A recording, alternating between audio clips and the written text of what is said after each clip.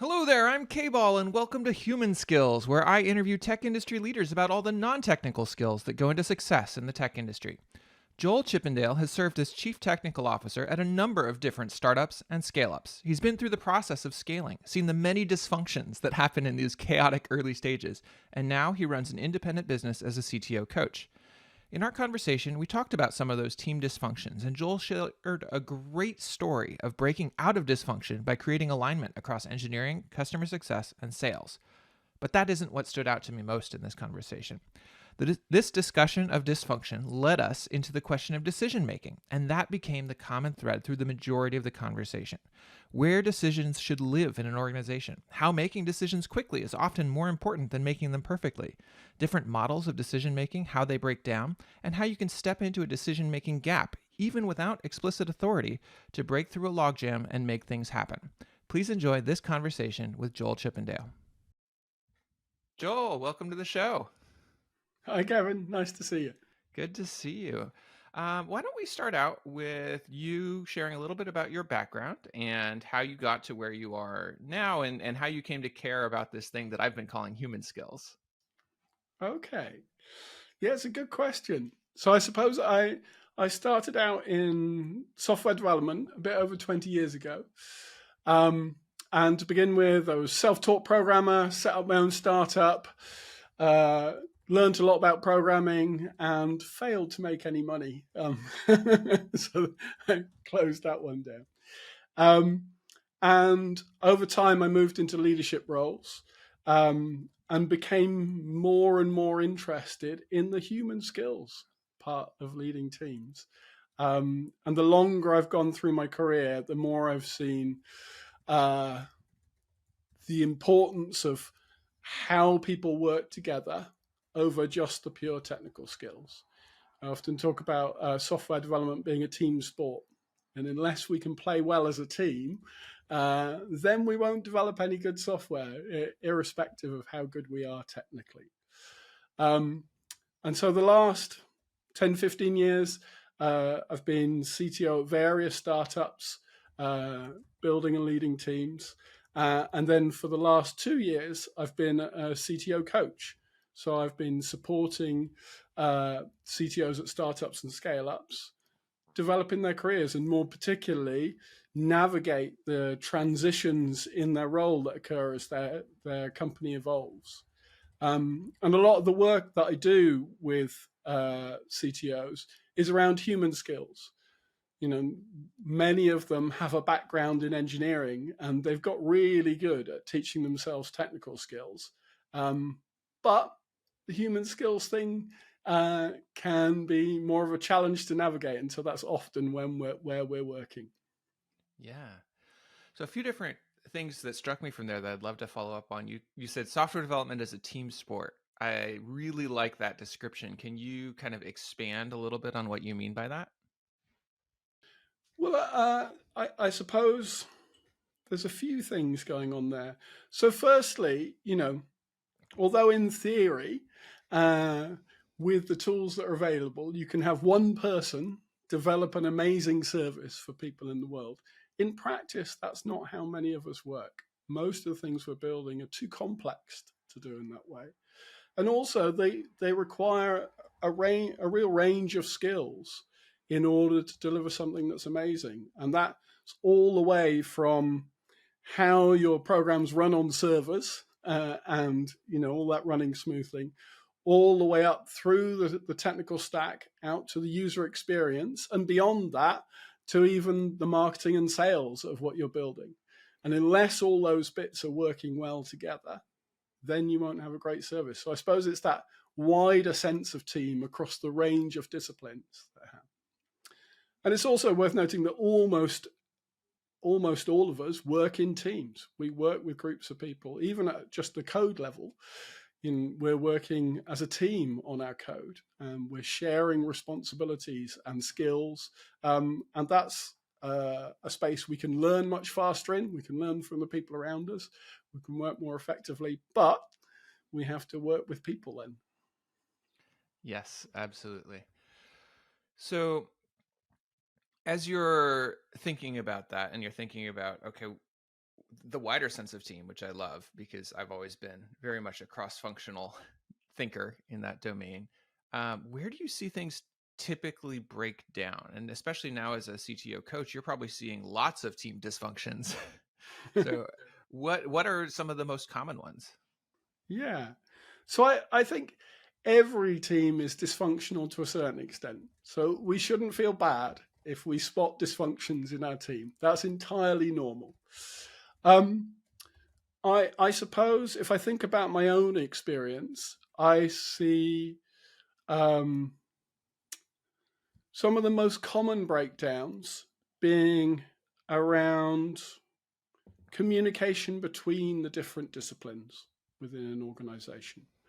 So be that between engineers and product managers, or engineers and designers, or engineers and salespeople. And I see that happening because we talk in different languages and we care about different levels of a problem. And so we often talk at cross purposes. And it's easy for that talking at cross purposes to result in mistrust and to create rifts in the team. Yeah, that is, I think, a very common challenge. Do you have any particular strategies or tactics you use for, say you see a team with a dysfunctional, let's call it between engineering and product, and there's a dysfunctional relationship. What strategy would you use to try to clean that up? Yeah. I think that's a good question. If you have a specific example that you're able to share, I think those are really valuable. Okay. So when I joined Unmade as CTO, which was the last company I was a CTO at, when I joined, there was a big rift between engineering and the rest of the company. And engineering felt like they were massively overworked and that no one listened to them. And product and customer success and sales broadly felt like they weren't allowed to speak to engineering. And they didn't really understand what engineering were doing, only that everything was much later than planned. And so that's quite common. Both sides are defending themselves in some way by telling themselves this story.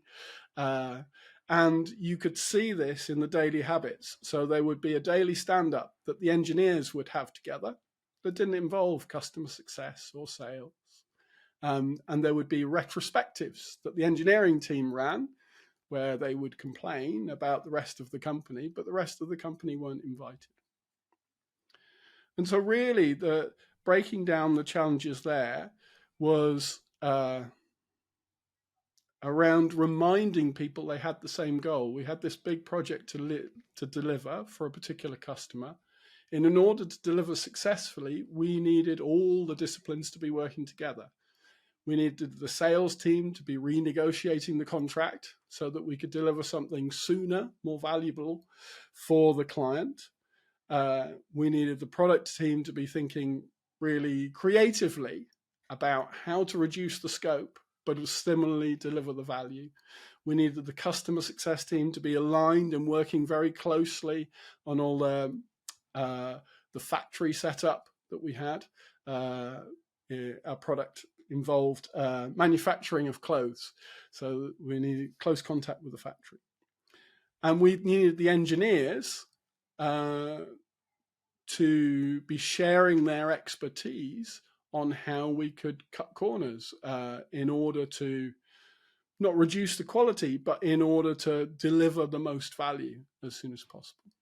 And so telling that story to all the players and showing them how they were aligned, and then adjusting how we worked to open up those lines of communication. So we moved to having stand-ups that involved the customer success team and product managers. And we had retrospectives that involved different disciplines. And we got the engineering team to start showing off their work at the end of the week show what we've achieved, so we can go and talk to the customer, and so the rest of the team can build confidence. So I suppose that's a very long-winded way of saying, find the alignment in goals, open up the channels of communication. And I think the last thing is, I suppose, show the different disciplines the value of one another's work and talk that up. So I'd love to break down one of the pieces you talked there, which was about alignment and building alignment. And here I want to get very tactical. I think we talk a lot about building alignment at a high level, but what does that look like in practice? So in this particular example, I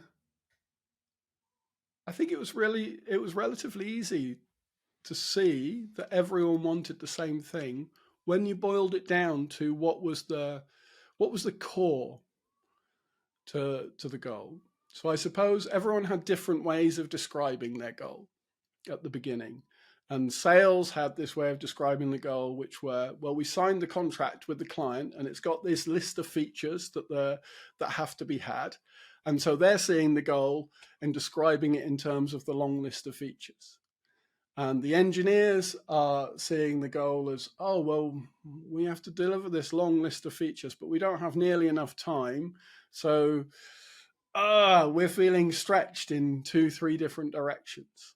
So they're opposite ends of it. And I suppose what was most helpful there was in ensuring we had a goal that lined up with, that everyone could get behind. And that meant re-describing it. So from the customer's perspective, they weren't getting any value until we delivered. And waiting until the long list of features was all delivered wasn't providing them with any value. And in fact, in our experience, we already knew that the moment we delivered a working system and they started using it with their customers, their ideas about what was important would change massively. And so the work that I did there was mostly around getting everyone aligned on how valuable it would be for the customer to be able to launch as soon as possible and start making a use of our software. And sales could get behind that because they go, oh, we can start recognizing income once we've done that. We can start charging them. Brilliant, And product could get behind that because they go, oh, we'll have a simpler product. And then when we have conversations with the customer about what more we build, we will have more sensible conversations and we won't be going, I know we said we could do that 6 months ago, but actually we don't think it will be valuable. You should have this instead. The customer will be asking for it. And engineering could see the value because they could see, oh, wait, we're not going to be under the cosh for another year. It's going to be, we only need to deliver these few features and then we'll be there. And so I think the key was the redefinition of the goal as what was really valuable for all sides, rather than what had been written down on pieces of paper many months beforehand. Yeah, does that answer the question? It does. I really like that. So now I'm going to follow up on that and say, okay, how did you kind of uncover this new definition of the goal that could be shared across all of these different groups and get them aligned? Yeah. So I think part of that uncovering comes from the Agile Manifesto. Sort of the things that I've learned through experience, but also read in terms of what really works there. So the written down contract versus the working software. Clearly, the working software is going to be more valuable than the written thing, the things that were all written down. So I suppose it's a lot of it is driven by my angle on what would be valuable. But it also comes through conversations. I had a suspicion of what direction that successful goal would be in, but it came through talking to all the teams. Why is this thing important for success? And, as you dig into it with the sales team, you realize that it's really important for them to start billing. Brilliant. and the customer success team are thinking about what's going to make their customer successful. And while they're not launching, they're doing they're using their old mechanisms, which aren't nearly as good for them, the customer. So an early launch is really valuable for the customer, etc., etc. So I suppose it comes from talking, digging into the goals. Why is that important to you? And then extracting what's common to them. Mm-hmm. Yeah. That makes a lot of sense. Well, and I think one of the things we've started to touch in here now is into the topic of influence. You've extracted these pieces, you've put together a vision that seems like it's going to connect all of these different pieces together. How do you then get people all on board with, yes, not only does this sound good, we're going to do it and we're going to throw away that old vision because this is better? I think that's a really good question. So I think there were two parts to making this idea really work for the company. So firstly, everyone could see that what was in place at the moment was not working and not delivering on their needs. So you've got an engineering team that's very stressed, feels like they never have time to think because they're just delivering.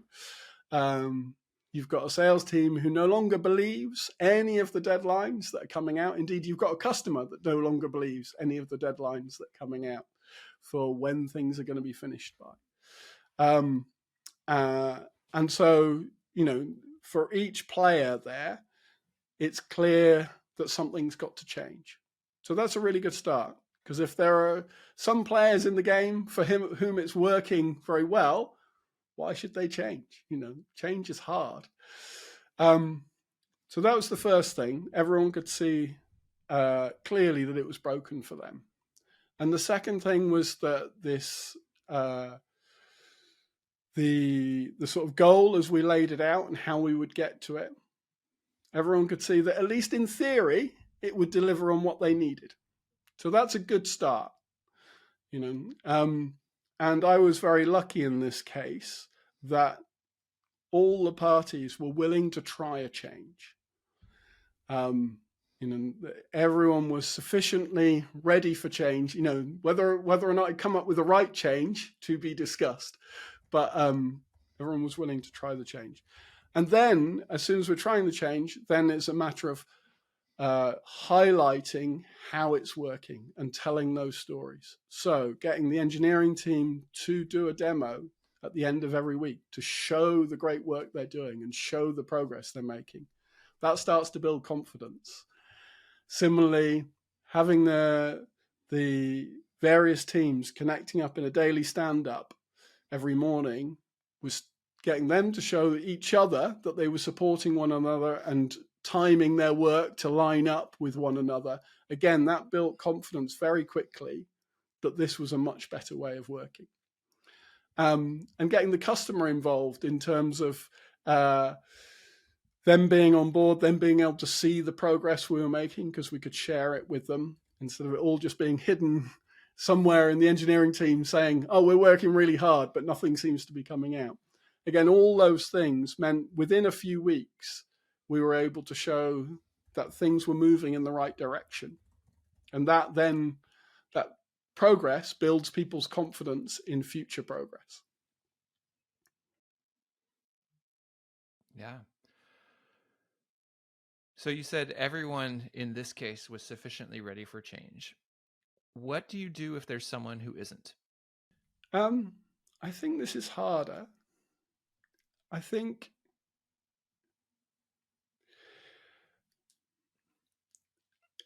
change costs people. And so if you want to influence them, you really need to be thinking about how they benefit from the change. I think you should be able to help them answer the question, what's in it for me? And that is not always obvious to you or to them. But if you need them to change how they're working in order for your plan to succeed, you need to be able to answer that question. And so I think it's really important there to talk to them and to really listen to what their challenges are and what's important to them and what success looks like to them. And I think the more you dig into that, the more often, if you've got a good plan for the company, you're going to find alignment. Doesn't mean you always do, but there's a good chance of it. If your decision is the right decision for the company as a whole, and I've worked in relatively small companies up to a few hundred people, then it's likely to have some good impact on many of the people whose work is going to need to change in some way. So I think, being curious is the important thing. Lead with curiosity there. I love that. You said something there that caught me. So you said, if your decision is the right decision for the company as a whole, how do you approach that decision making? I feel like as you go forward in your career, more and more of your job is just making decisions. So what do you have a framework you use? Do you have an approach? Yeah, I don't think I have a single framework, but I do have a number of things that I think about when faced with decisions. So I suppose the first one is, how reversible is this decision? Because for easily reversible decisions, where you'll be able to see the impact of that relatively quickly, it's sort of, pick which one looks best right now and then be ready to change your mind about it. I feel like this is a bit abstract, so I feel I should come up with an example, but I don't have one in my head. Let's say we are making a build versus buy decision on what's a good comment, like authentication? I don't know. What's a common build versus buy question that we run into? Well, it depends. I mean, there are lots of them, but lots of them are very obvious. It's like buy a mailer or build a build a mailer. You're clearly going to buy one because you don't want to get, unless you're in the business of your whole business is sending mail. You don't want anything to do with the messiness of that. How about a feature flag system? I feel like that's come up a lot. I've seen a lot of people building their own feature flag systems, but there are also some services out there. So how would you approach a build versus buy decision for a feature flag system? Yeah. So I think build versus buy is often a tough question to answer, because by the time, if you haven't been through the process before of build versus buy for this, by the time you know enough about the downsides and the upsides of each approach, you've probably invested quite a lot in the system. So there, I think really it's about identifying how you'll know whether it's working for you. What are the signals that you will get that tell you your feature flag system is working or not working for you? And then I think, as long as you're reassessing that on a regular basis, probably if you're starting small, the decision doesn't matter a great deal to begin with. Building internal feature flag system with a small number of feature flags. If you build something internally, it's going to be relatively easy to do. If you buy something in, given the many modern systems available, it's likely to be relatively easy as well. And then it's just watching out for the pain that that's starting to cause, which it will do at some point, undoubtedly. and how you react to that pain. And I think the real danger is spending too much time at the beginning going, we'll have the perfect analysis of this. We'll go away and in 6 months, we'll come back with our plan for a feature flag system. And so with that, I'd be encouraging people to think about, how will we know if it's working or not? Because it could be you put a system in place and after a couple of months, you decide as a team you're not using feature flags anymore. In which case, all that investment, either way, will be thrown away. And so, so I rambled a bit there, I think, Kevin. Well, I think one of the things that you're highlighting here is that in many cases, particularly anything that is reversible and where you can see the answer to how it's working or not, the enemy is not making the wrong decision. The enemy is spending too long making the decision. Yes. So thank you very much. And I think that's something we often underestimate. It feels like the cost of not making a decision is zero. That's often what we implicitly, whether we explicitly say it to ourselves or not, feel. And that's definitely not the case. And I think many of these decisions are too complex to decide on by pure analysis. That's a lot of the work we do in software development is in that complex space. And any assessment relies on so many guesses about what the future will hold that it's very hard to have confidence in them. And so I think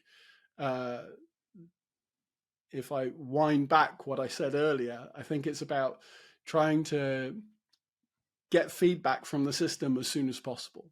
So try, as soon as you can try a thing, try it and get working with it, and then see what feedback that gives you to keep deciding how to change.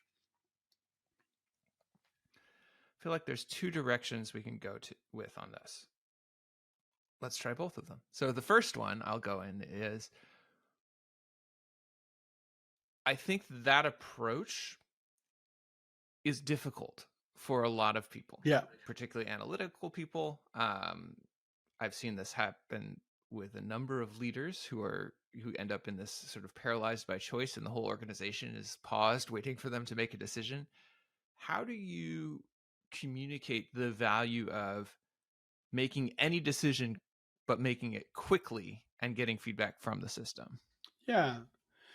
I think it's hard because there's lots of reasons why someone might feel uncomfortable with that. Or where I'm let's be honest, where I feel uncomfortable with that. So, and I think it's about, if it's with yourself, examining this with yourself, but if it's with maybe a member of your team, finding this challenging, trying to talk through it with them and understand these things. So I think, there's that feeling like I should know the right answer, and somehow I'm failing if I can't be certain that I know the right answer. And we can be quite unfair on ourselves in these complex environments around that and have unrealistic expectations of ourselves. And I know, this is something that's taken me a lot of time to get used to. I started out in school and university, I was really good at mathematics. And mathematics, it's like there is a right answer and there is a wrong answer, and there's, almost nothing in between, and so getting comfortable with this idea there may not even be a right answer. There's just, your best guess at the moment, or your best intuition, or, from your experience, this is most likely to be correct, but not definitely correct. So I think there's that attachment to being right, to be challenged. I think you can do work to help make explicit the cost of not choosing. With the feature flag example, it's like none of the teams are using feature flags because no one's decided, and they keep, we could, but we're waiting on Joel to make that decision or whatever. So there's making that cost explicit. I think there's helping people be comfortable with being wrong. What will we do if we're wrong? How will we know if we're wrong? So I think that's helpful. All right. I'm going to come at the other angle now. All right, great. So another dysfunction that I've seen, as you highlighted before, every team is dysfunctional in some way. Another dysfunction I've seen is constantly relitigating decisions, and to the point where more time and attention is spent on, did we make the right decision? Can we do this? Should we look at this again? Can we reopen this? Can we reopen this? And the team ends up thrashing a lot and not being able to, once again, move forward with decisiveness. So how, in this model of making decisions very quickly, how do you approach when is the right time to reopen a decision and when is not? So I think this is a real responsibility when you're leading a team. In an ideal world, everyone roughly agrees on things, and you'd like to believe that there is a way of reasoning to an answer that everyone will be happy with. And in practice, that's not true. And some of this will be at the level of tabs versus spaces, and some of it will be at a level that really does matter. So I think as a leader, if you're seeing your team thrashing about, then it is up to you to squash that thrashing about, and take responsibility for that decision. Take that responsibility away from the team for their own good, and you can explain why you're doing it. I'm laying down the law as the authority in this space. This is the decision we're going with at the moment. And you can, for depending on what it is, perhaps offer up the conditions under which you would change your mind. And maybe it's to do with where the focus of the team is. And it's like, well, when we've raised our next tranche of money, we can revisit this. Or when we're getting too many bugs every day, or whatever it is, depending on the decision you're making. So you can be explicit with the team about what you would allow to change the decision. But I think that's, taking that decision away from the team when they're finding it really hard releases them from worrying about it to a certain extent. Yeah. When I really like that, laying out, here's the criteria on which we will reconsider this. Until then, don't bother. Yeah. Stop wasting cycles. I don't want to hear about it. So one of the things you talked about there that I think might be worth digging into as well is kind of where decision-making lies in an organization. You talked about an example where the decision was lying with the team and the leader says, you know what? I'm going to take this. I'm going to pull this decision up to my level, make it, and release you from that decision. How do you think about kind of the distribution of decision making and authority within the organization and how you kind of approach that? Yeah. So I think there's a book, Turn the Ship Around, which I think has been quite influential on me. And it's written by a nuclear submarine captain who talked about intentional leadership and delegating decisions to where the information is. And so I think that's a really good start, in terms of, making sure that decisions are made as close to the coalface as possible. But he also talked about, well, the one decision he wasn't going to delegate was launching missiles. That's on the captain there. And I think that's important as well, to think about the things that you wouldn't delegate. And I don't think I think it's really important here that you have to teach your teams to do this. It's not enough to just say, I won't make decisions. That's not helpful in itself. And so, as you say, you do have to consider for each decision, what's a decision you're going to hold on to? What's a decision you're going to let the team make, for example, but you want to be informed by, or a member of your team make? Which decisions you'd like them to just make without even telling you what's going on? And clearly your team are making decisions every day. They're sat there, bare minimum, they're sat there coding and they're deciding what lines of code to write, and you want them to do that. So where do you find those boundaries? And I think there's a level of comfort you need to get to when you're leading a team to take responsibility for decisions that you're not going to be involved in. As a CTO, if you have 100 people in your team or 50 people in your team, they're all going to be making decisions every day that don't go through you.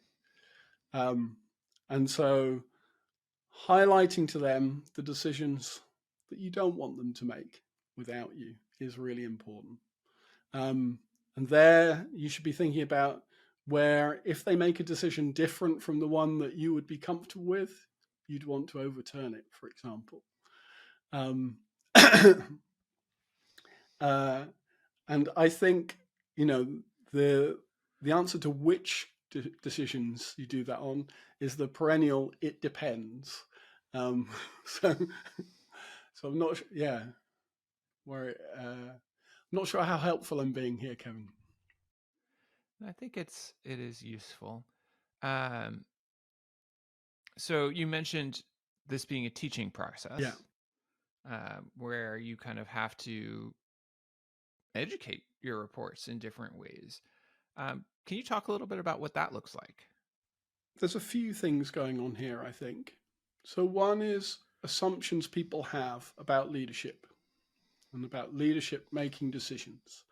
And so often people will come to you to make decisions because they believe you're the person who should make the decision, whether or not you know most about the decision or not, whether or not you are the right person to do it.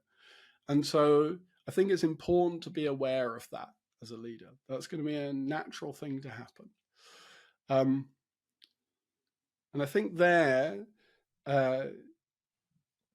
when someone comes to ask you to make a decision for them that you feel is not a decision you should be making. So for example, maybe your tech lead comes to you and says, well, we're choosing whether to build a feature flag system or buy a feature flag system. Joel, tell me what I should do. The first thing you can do is lead with curiosity there.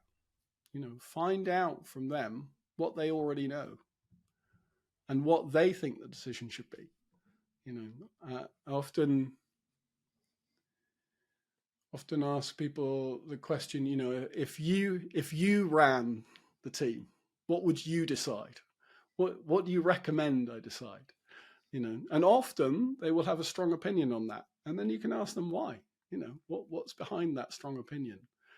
Maybe your tech lead says, well, I don't think it matters a great deal which one we pick. As long as we pick one and we start working with it and we're ready to change our minds. And so, I think we should build a little system. It'll only take us a few days and start using it and see how we get on. And so, if you can get them to tell you what decision to make, and you can then ask them why you need to be involved in the decision. What is it? What do I need to add to this?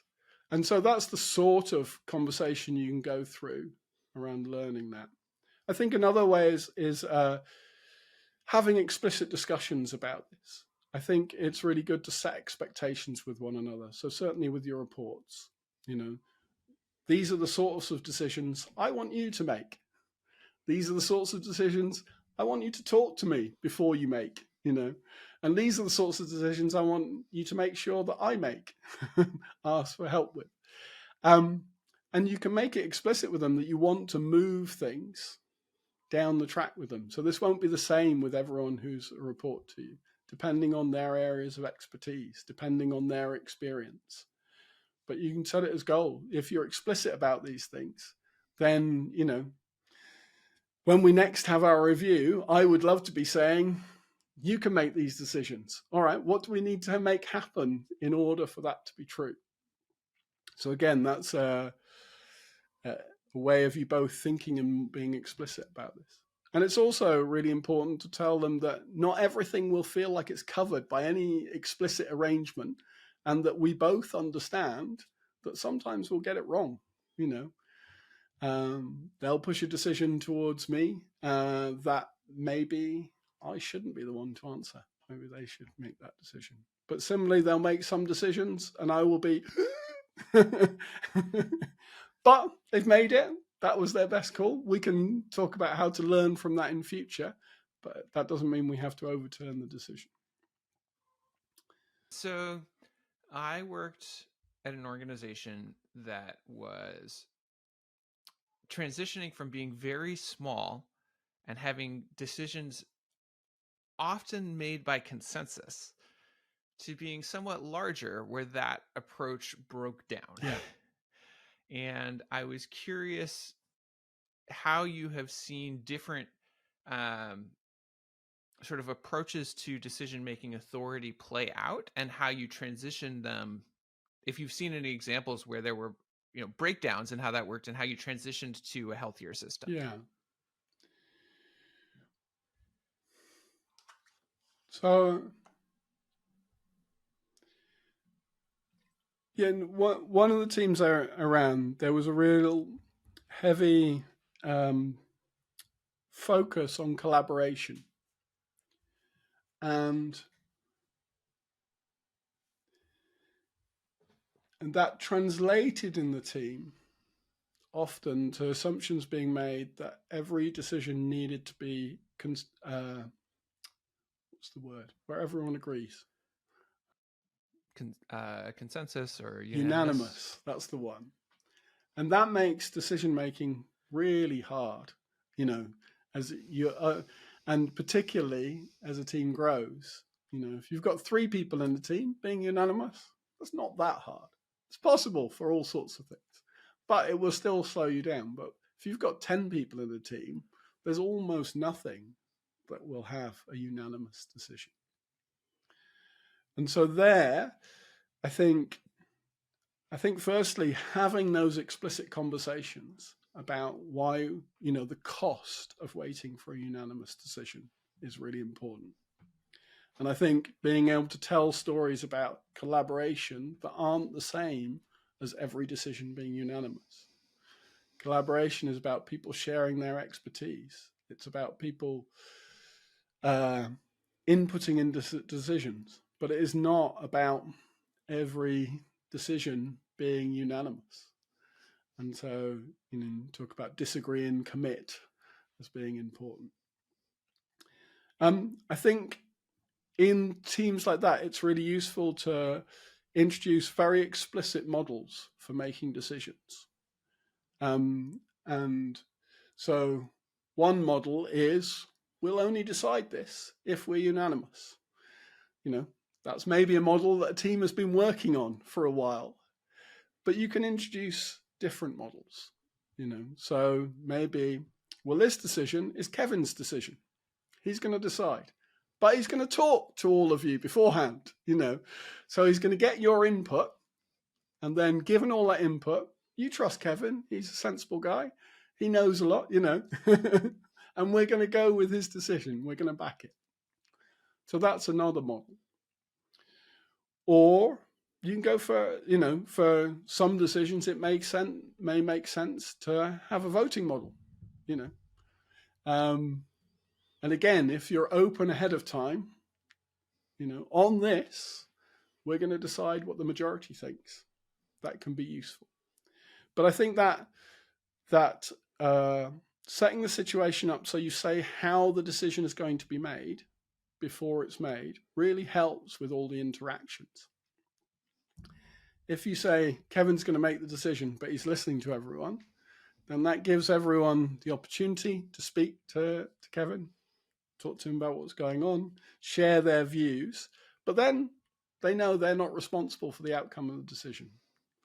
And so that can make it freer for them to speak, for example. So I think being explicit about the mode of making a decision, and you can have a conversation if need be about why that mode has been chosen for that particular decision.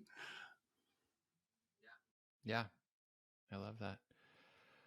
I feel like we could go on for a long time, but I realize we're close to time. Is there anything we haven't talked about today that you think is important that you'd like to bring up? Yeah, so I think on decision making, so we talked about it from a leadership perspective. One of the things that I see happen a lot in startups and scale ups is decisions not being made because no one's really sure who can make the decision. In an organization that's very stable, you feel like, oh, there's these responsibilities written down, feel somehow it's clear. I think in practice it's often not, but in startups, you can see things get stuck because people are worrying too much about who makes the decision. And I think there are a couple of tactics you can use that are really helpful there. So one is imagine that you're making the decision and that it is yours to make. What do you need to know? What help do you need in order to make that decision, to make a good decision? And then you can think about who you're perhaps consulting there and finding out information from. And I think this can work really well with being open about your intent. So, look, I'm not sure who can make this decision, so I think I should make it. Here's what I'm going to do. Here's who I'm going to involve. Shout if you're unhappy. If you don't shout, Friday or whatever, this is, I'll assume I can make the decision. And so I think that being really open about your intent and then thinking about what you need to make the decision can give you a lot of power when you've been stuck with this, there aren't training budgets in this company. I don't know how much money I can spend on training. Can I do this or not? It's like, and you talk to your boss and they go, well, I don't know. We don't have training budgets either. We haven't sorted them out. I don't know who you speak to. So you go, great, no problem. All the people who might need to be involved, that's my boss. Maybe it's the CFO because he manages all the money. I'm going to make this decision. Here's why I think it should be done. Tell me if you think I'm wrong. Otherwise, I'll book it on Friday. Can be a really useful way through those impasses. All right, that's it for this Human Skills interview. If you enjoyed it, please consider liking this video and subscribing to this channel. You can also subscribe to the Human Skills newsletter, which there's a link to right down below, to get notified of interviews like this as they come out. Take care, y'all. This is K-Ball signing out.